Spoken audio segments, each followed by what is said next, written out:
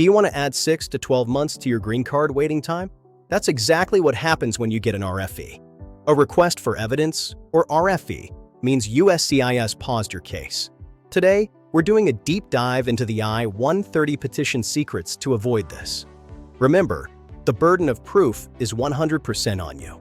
USCIS isn't required to ask for missing papers. They can just deny you. But usually, they send an RFE. Secret number 1. Proof of petitioner's status. It seems simple, but this is a top reason for rejection. If you're a U.S. citizen using a passport, some officers want to see copies of every page, not just the bio page. It proves the book is valid. Alternatively, use your long-form birth certificate.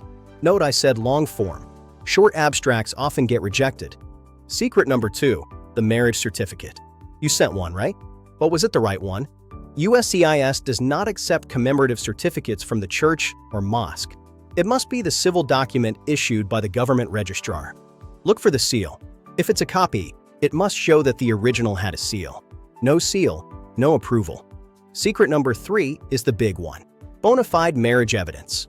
This is where most people fail. A marriage certificate proves you married. This proves it's real. USCIS wants to see commingling of finances. They want to see that you trust each other with your money. Joint bank accounts are gold standard. But don't just open one yesterday with $10. Show months of activity, paying bills, buying groceries. Next, where do you live? Joint leases or mortgages? If only one of you is on the lease, get a letter from the landlord adding the spouse. A quick warning on affidavits from friends. These are considered weak evidence.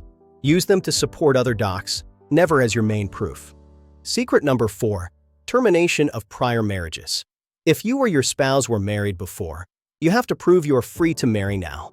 We need a final divorce decree, annulment decree, or death certificate for every single past marriage.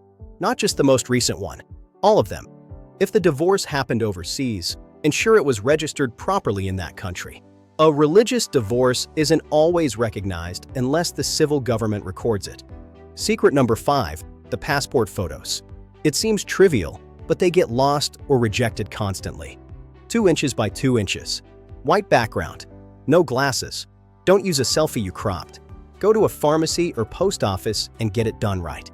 Rules change on this, but safe bet. Submit 2 photos for the petitioner and 2 for the beneficiary. Write names lightly in pencil on the back. Bonus tip: translations. USCIS works in English. Any foreign document must have a full English translation. The translation must include a certification from the translator saying they are competent and the translation is accurate. Don't forget to sign it. Filing the I-130 is just step 1. Don't trip on the starting line. Subscribe to this channel for our upcoming guide on the NVC stage.